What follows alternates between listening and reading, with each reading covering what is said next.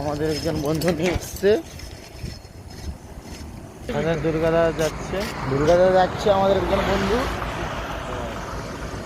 খাবার নিয়ে যাচ্ছে, সেখানে খাবার দিই। চলো,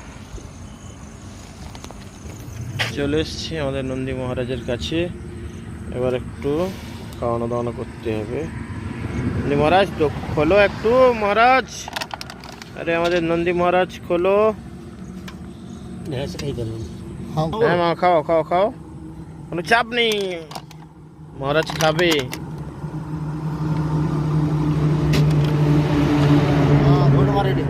মারছে তো, নাকটা মুড়ে দেখো নি, মুড়ে কে প্রচুর কষ্ট হয়।